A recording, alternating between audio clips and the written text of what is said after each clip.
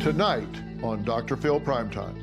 Code Red. I'm talking about an elementary and secondary education system which is in full catastrophic collapse. If you give your attention to the certain students who are struggling, I'm failing somebody else right now. 19% of graduates can't read. It's a scandal.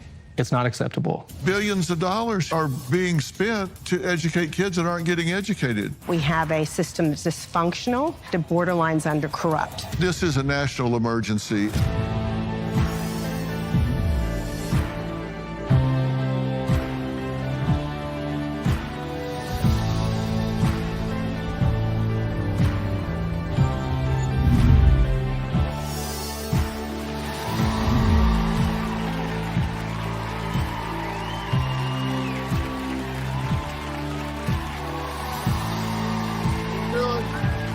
Thanks very much. Thank you. Thank you. Thank you. Well, America, today I am delivering a code red. You know me, and you know I am not one to yell fire in a crowded theater.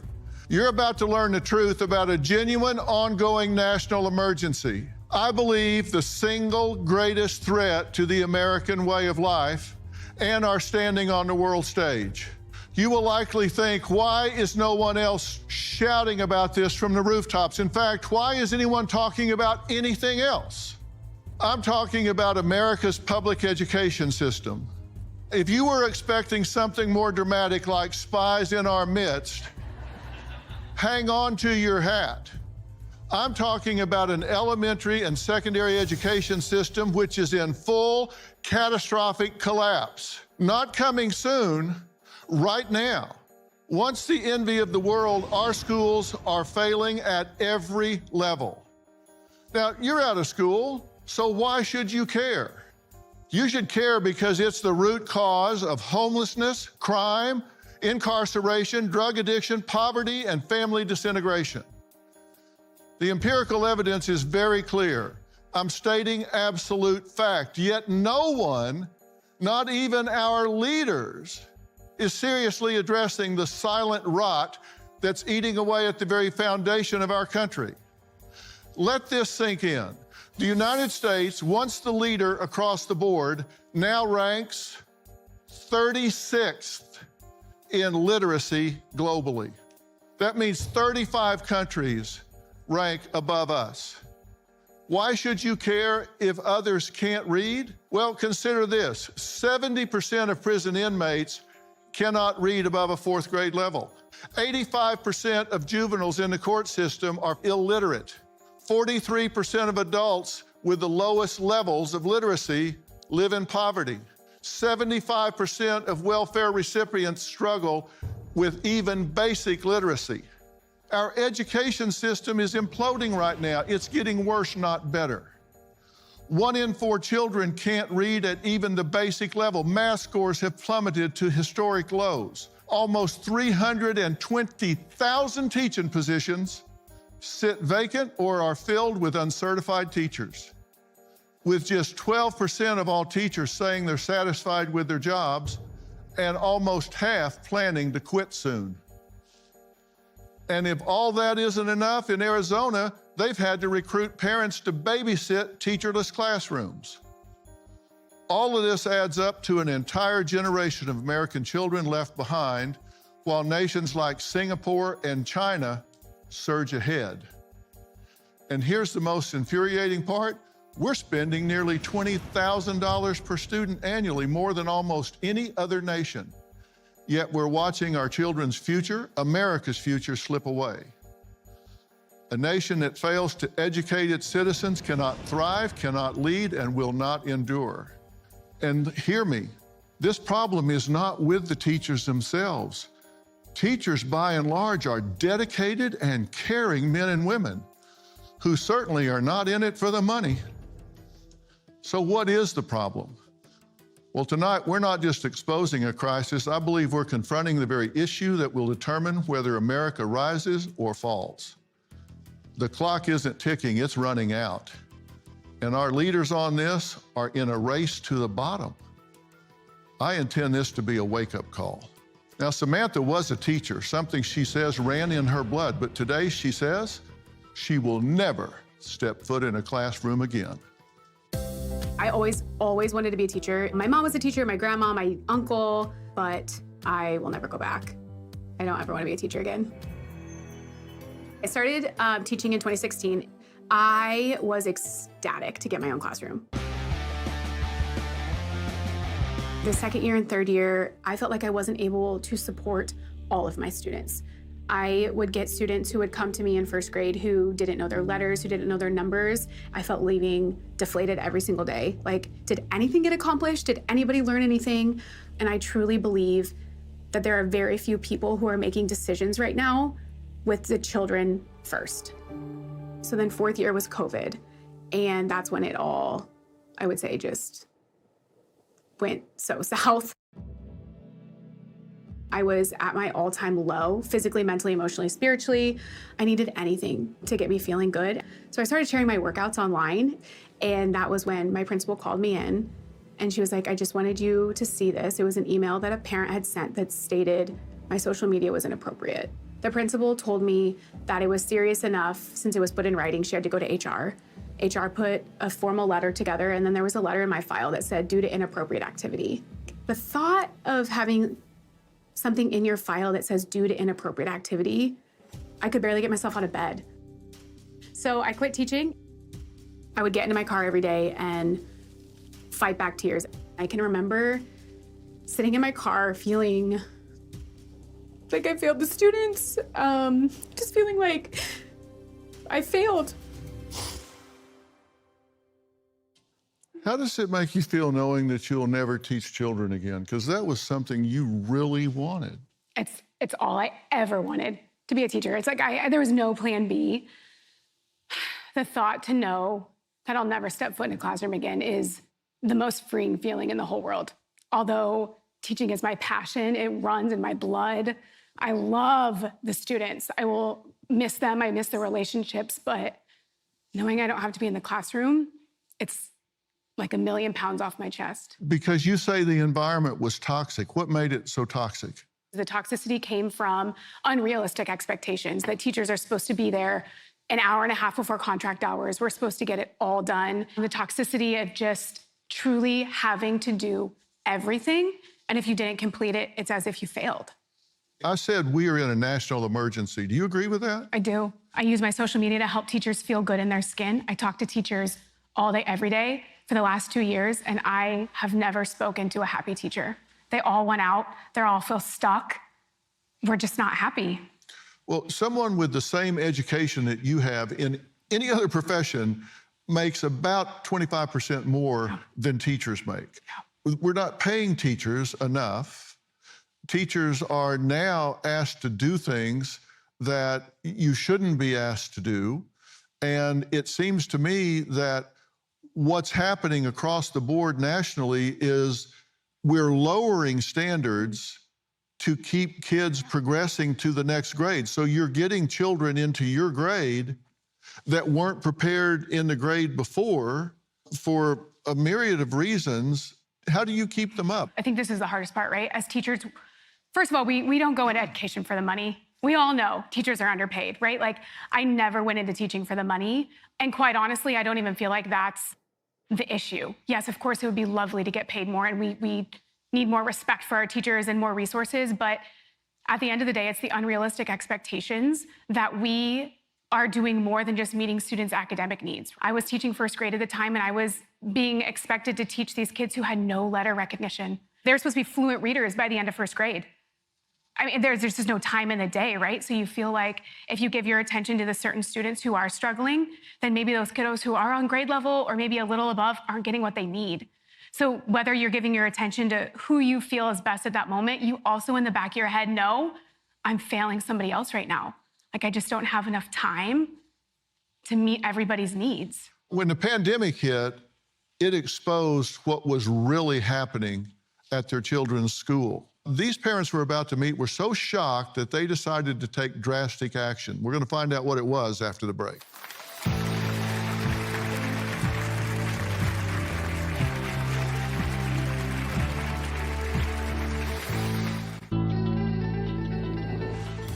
I think a lot more grace needs to be given to teachers. I think right now the things that teachers are being expected to do rather than focusing on students' academic needs are just checking boxes and being little robots and being an assembly line. They're not able to be fully present. We just feel like by Friday, don't look at me, don't talk to me, don't touch me, don't need me. You know, the thing that I feel most compelled to share is that if things don't change, we will have no teachers. The pandemic proved to be one of the biggest disasters ever for students, particularly those in public schools. Mark and Val's children were no exception, but instead of hindering their learning, it actually led to shocking but eye-opening truths and led to a new life for all of them. When my son was in school, he was struggling, and towards the end of the pandemic, we were seeing that he was not doing well at all, and he was falling behind. The pandemic happened, and they basically sent all the kids home with tablets.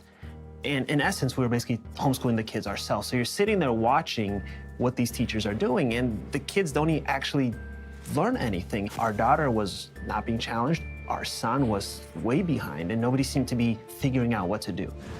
The school system definitely wants a one-size-fits-all for all kids, and that's not how, you know, every child is learning at their own pace. When we had to homeschool our kids, at first it was temporary, and then we thought, oh man, this is so awesome. We are seeing our kids thrive, and we are loving it. We're able to travel around America and see all these national monuments, go to museums. And it was just something that sparked our interest that we don't want to give this up, and we want to continue doing this.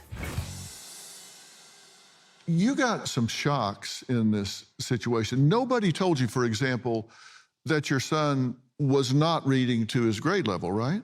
Correct. How'd the light bulbs start coming on? I would say during the pandemic, we really started to see what was happening. And our son was falling really behind. He wasn't reading, he wasn't writing well. And so that was truly eye-opening. We were sent home with tablets. As parents, we had to sit there and basically teach our kids ourselves. And we saw the downfalls of where our son was. And what grade? At that particular time? Second grade. And you say he was behind in math and reading both, right? Yes. We knew he was a special kid, so... He can't learn from memorization, can't sit behind a book, sit behind a screen. He's very, very hands-on, and that's what it seemed like he was never getting, and we only found out about that later on. Did you find parents that didn't know where their kids were in terms of performance? Absolutely. I think sometimes as teachers, we have those kids who we call bubble kiddos who aren't having gnarly behaviors in the classroom. They're not taking all of our attention. And it's sometimes hard to catch those kids because all of our attention is going to the kids who know nothing or a danger to others or themselves. So it's kids like your son who, as teachers, we feel like we're failing the most because our attention is going elsewhere. There are 50 million kids in public school system. Think about this multiplied across so many millions of kids across the country. Do you think this is an emergency situation? Absolutely. Beyond measure, for sure. 30% of fourth graders, 30% of eighth graders cannot read at the most basic level. We're not even talking about math or science. We're just talking about reading. It's been said that in first, second, and third grade, you learn to read. From there on, you read to learn. So you spend the first 3 years learning, getting this tool, and then from there on, you use that tool to learn. So if you don't get it in those first 3 years, then you don't have that tool to gather knowledge with from that point on. And so you just start falling further behind and getting frustrated. And that's when they start acting out. That's why 85% of kids in the court system, in the juvenile centers, are barely literate. They got frustrated by the system, and so they pushed it away and started getting in trouble. I mean, there were days I would get in my car and I was just glad everybody went home safe. Like it just shifted from genuinely teaching the students academics to feeling like you're putting out fires all day long, whether it's redirecting a behavior, whether it's a parent email that has absolutely nothing to do with academics. They're asking you unrealistic expectations. How did it change self-esteem wise and pride wise once you started helping and doing what you did to fill that gap? Well, at first, it was definitely a big challenge, and it does affect your self-esteem. After we found out what the issues were, we decided to, change a few things and use our resources at best. And it honestly made our kids feel so much more confident and freeing, and just, it felt so nice for them to finally feel like they're on track. And what do you call what you're doing? We call it world schooling. It's like homeschooling, but instead we're actually going to these places. We try to cover the basics, math, reading, writing. Those are the things that we definitely want to make sure that they're challenged completely on. But when it comes to social studies, history, science, we travel to destinations. For almost 4 years now, we go to wherever we're supposed to read about. And internationally, we're going to really like hot button areas where you had in Hawaii, where you had Pearl Harbor, you had Japan, you had where the South Korean War happened. We're going to these different areas to actually explore and learn about them. Do you have any idea what that's costing a year? Probably an arm and a leg. It's worth it, though. It's worth it. Completely worth it. Yeah, but not everybody can do that. Correct. That's what makes it hard. Okay, coming up, a former principal and current education consultant who says schools are being rewarded financially for graduating students, not for educating them. We're going to add him to the conversation next.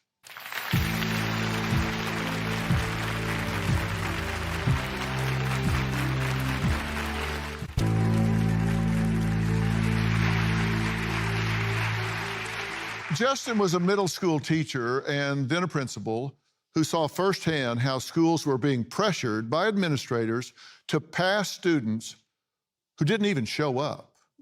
Now, as an education consultant, he's tackling the system from a different angle and is working to make sure students leave with the skills they need.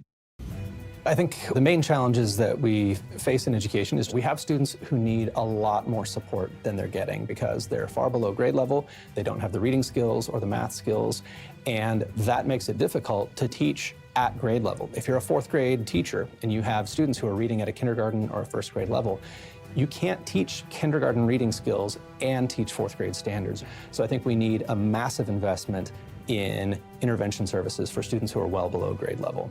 Districts have tried to get more students to graduate despite not increasing the number of students who are actually doing the work that it takes to learn. Like, you get credit for not turning in your assignments. You pass even if you don't show up to school, all in the name of getting a graduation rate up without really changing anything. Something is up if chronically truant students are graduating. I find it frustrating that policies make it difficult for students to fail even when they don't engage with the material. When schools fudge graduation requirements, when they pass and graduate students who haven't been showing up at the expense of everyone who's earning a diploma, they are now suspect. They are now no longer believed when they present that diploma and say, I have the skills to do this job. And employers reasonably are skeptical that the diploma means anything because the school has systematically devalued it by issuing diplomas to students who weren't even there. How is this happening? I think it starts with accountability, that schools understandably are held accountable for certain outcomes. They're held accountable for student attendance, which they don't completely control. They're held accountable for test scores, which they have a bigger influence on, and they're held accountable for graduation rates. And I think that's where some of the fudging starts. Okay, so having a kid in school and graduation rates, not what they actually learn. Okay, that's a problem. We're incentivizing the wrong outcome criteria, right? Absolutely. Somebody can be there, just check in the morning and go hang out in the hall, not necessarily learn anything, not do anything. But this clearly is not working. And you say grading and graduation rate pressures people to lower the standards so they can keep the numbers up to get their funding. Absolutely. We're paying for the wrong things. Right. We want schools to achieve the outcome of getting all students to read. We want that student to graduate, but we don't want them to graduate without being able to read. But 19% of graduates can't read. How do you graduate and you can't read? It's a scandal. It's not acceptable. I think it happens early on. The gaps begin early in kindergarten, in first grade. And because learning builds on learning, those gaps never close. Kids don't get the support they need, teachers don't get the support they need, and the job of catching students up becomes greater and greater with every passing year. But we're talking about billions of dollars here that are being spent to educate kids that aren't getting educated. I mean, look at the US results versus these developed countries. And we're down at number 36 in literacy. But yet we spend more money than these other countries. We supposedly have all this technology, but yet we're 36th in the world in terms of literacy. How is that possible? We're 7th out of 37 in science. We're 25th in mathematics. Computer information, we're 5th out of 14. We're way down the list. We are. And here's the thing, we know how to teach all children to read. This is not some mystery. This was figured out a long time ago. Do we? We absolutely do. And we've seen new legislation around the science of reading to make sure that all schools are using evidence-based practices so that students don't slip through the cracks. But I think what a lot of it comes down to, Dr. Phil, is support. Teachers are being asked to do this all on their own. So if you have 20 students who are below grade level, you're expected to catch them up on your own. And there is just not time in the day. Teachers need help. They would hand me a spiral-bound book and they would walk out of my classroom and then expect me to teach it the next day. I can't read from a book and engage a 6-year-old. I have to have fun with it, right? They just expect teachers to do it all. It's like running this rat race of trying to figure it out. There are at least 10 states that across the board have just lowered the standards. You start with a 50, right? The lowest grade a kid can get is a 50, and a 50 is passing in a lot of these states. When y'all were in school, wasn't the lowest grade a 0? 0. I know, because I had a lot of zeros. I think we're lowering the standards on everything, right? Like academics, of course, but we don't even have standards for behaviors. Listen to the teacher, what does that even mean? We're truly not even able to teach anymore. We're just putting out fires. Well, and you can't suspend a student because if they go home that day, you don't have that head count and it affects your funding. So if you suspend 10 students because they got in fights or they attacked a teacher, well, then that's 10 students they don't get funding for. So these hellions stay in school and it disrupts the others who might be trying to learn. All right, we're going to talk to a woman next who has spent over 30 years fighting for education reform. She says outdated federal regulations are crippling public schools, making them more akin to factories than learning centers. We're going to meet her after the break.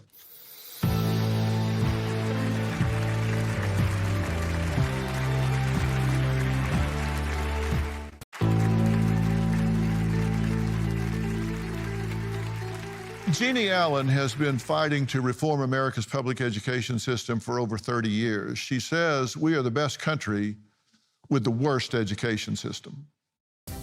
Well over 70% of our kids are not reading, writing, doing civics, no history, science at what we consider proficient. So we have a nation's report card and we make these small little inch strides with a couple of points here and there, and that's it. And you point at what you call the traditional factory-style model school. It's just like your traditional factory where everything goes the way it always has in kind of down a assembly line. So you have kids in seats with the same number of desks in a building that looks relatively the same since the very beginning. Jeannie, thanks for being here. You're a warrior. You've been fighting this for a long time. You say we are the best country with the worst education system, so that's pretty sad. Why do you think that's the case? We're spending 3 times as much as we spent 20 years ago for fewer students getting less than half the results. In a nation that is the most free and has the most progress in every other industry, I'd say that's terrible.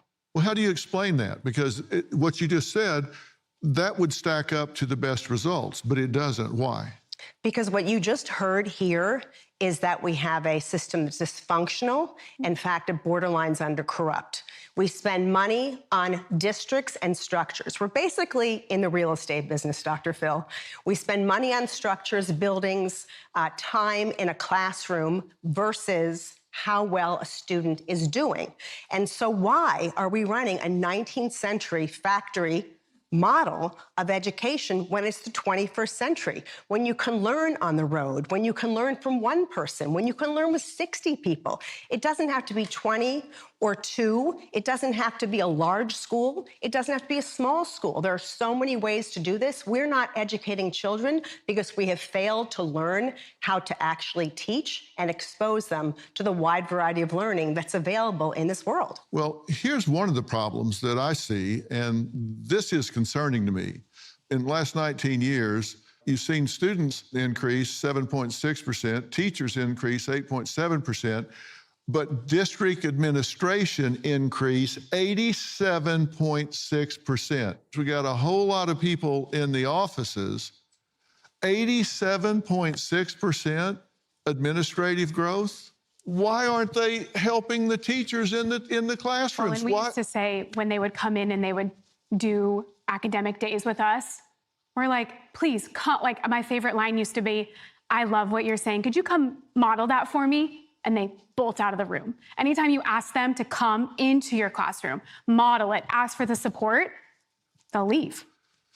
Because they didn't ask you how to actually shape the school. No, they're just handing it to us. They didn't ask you what it takes to actually get to that point. What's the work you need to do? What's the school day look like? What's the school year look like? What do your kids look like? Schools that are run and developed by teachers and people closest to the kids are the schools that are the best for them. Schools that are focused on what that student needs, not you're going to send your child to a school because it's in the area. It's I'm going to send my child to a school because I understand that they understand how to teach my kids and they believe and value my choice to do so. I've said this is a national emergency, and I say that because if you look at the homeless population, over 90% of those folks are not literate. And when you look at who's in prison, 43% of adults at level 1 literacy skills live in poverty. 4% that are at the top level are in poverty. So clearly, education helps. 3 out of 4 food stamp recipients are at the lowest 2 levels of literacy. 90% of welfare recipients are high school dropouts.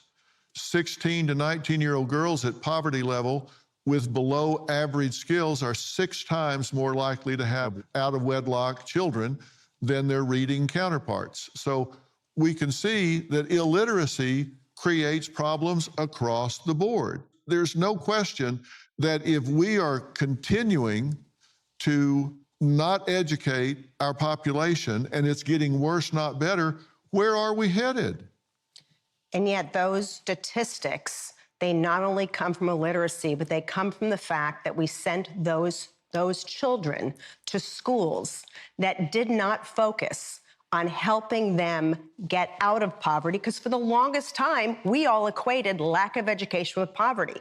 And we know because we have an increasing supply of great schools outside of traditional public education, charter schools, private schools, micro schools, hybrid, online, blended, that are educating the least advantaged, that are actually exceeding the performance of some of our more advantaged students because they are focused on those kids and what they need. They're not in the traditional bureaucracy. They're not having to report to a school board that doesn't know anything, a district that's full of all those bureaucrats, a state or a federal government that tells people what to do based on where the money flows, not on how the kids do.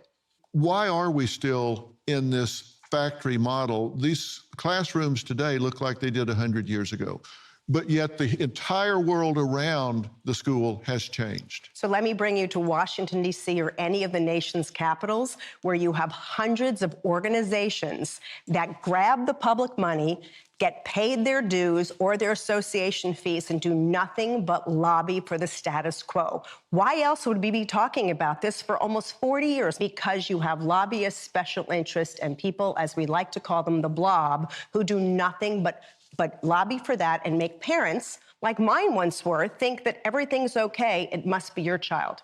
What's the government role in all of this? Why are we not hearing about this? This is an absolute emergency. Where are teachers' unions in all of this? Are they helping or are they hurting? Well, guess what my opinion is? I'll tell you when we come back.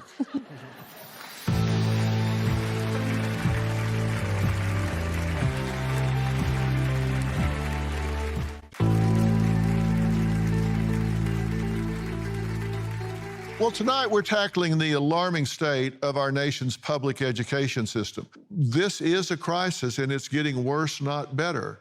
What needs to happen here? Well, you can't change the system. It won't help the principals, the teachers, or the parents. What you have to do is create a new supply outside the current system that kicks that system in the butt and makes them either account or go out of business. And that's exactly what's happening across the country. The students with dyslexia are going to schools focused on kids with dyslexia.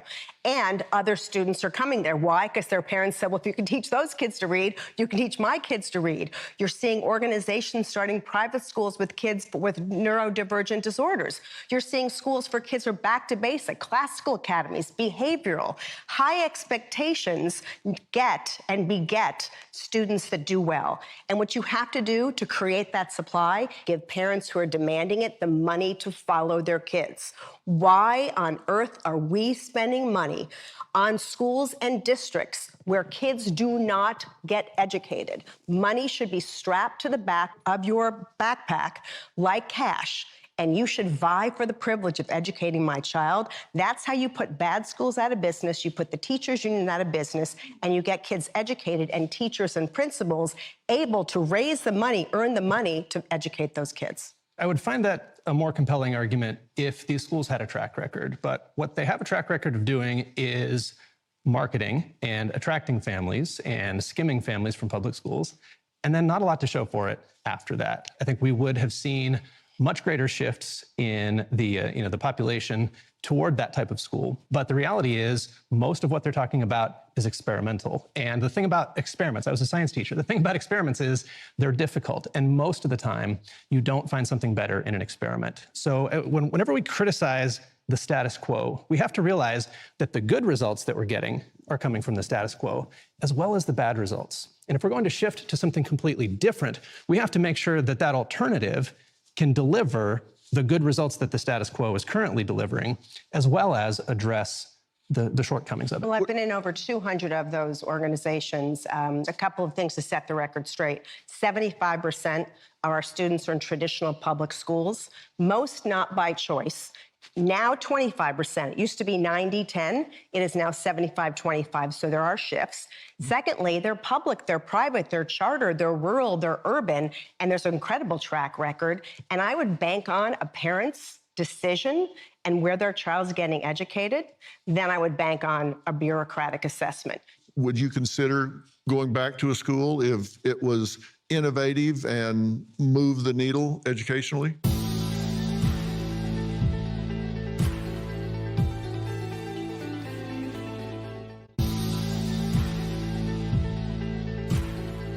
Would you consider going back to a school if it was innovative and move the needle educationally? It depends, right? So we're kind of in a phase of our life where, like, we want to spend as much time with our kids. So putting them in a school and then having them sit there all day and then just getting a couple hours with them. So it's kind of twofold for us is we want them to have a great education, but I also want to see them grow, right? And we become best friends with them. We actually know each other on a much deeper level. Yeah, but it's not all about you. You got to remember that there are experiences that the children need to have socially and developmentally and competitively that you have to make sure you're providing that for them as well. Which is where the community comes in. Right. So the entire homeschooling World School community, when we RV, when we travel, that's the first thing we do is find who's in the area. We have thousands and thousands and thousands of people that just travel full time. We meet each other in different parts of the world and do these activities, do these social events. Yeah, that's important. If they're still able to be on teams and do things like that. That's absolutely. The micro-school movement across the country is doing just that. They're providing hybrid opportunities for students. They get to create their own journey sometimes. It's project-based, and then there are times when there's the actual kind of direct instruction, and you have more and more parents, particularly single moms, creating schools like this so that they can actually meet their needs, as well as people who want the ability ability to pull their kids out and travel. And the money in some states follows those students to that school, making this possible, because it just can't be one size. It has to be a variety of options. Of course. The teacher shortage in America is reaching crisis levels. Educators are overworked, underpaid, and walking away from the profession in record numbers. But when schools can't find qualified teachers to fill classrooms, it's students who are paying the price. We're going to talk about that next.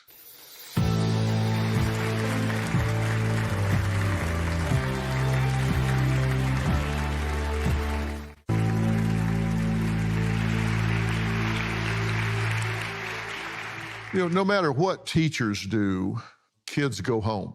And when you look at underperformance among U.S. students, there are some common denominators: socioeconomic disparities, family socioeconomic status, household structure, cognitive home environment factors, and the long-term impacts of socioeconomic status. So that's what we're up against sometimes. You can have great teachers, and if you go home to a home that's in a low socioeconomic strata and they don't have internet, they don't have devices at home, they don't have Wi-Fi where they can follow up and do assignments, maybe those parents don't value education, maybe they're both working, not there to supervise children.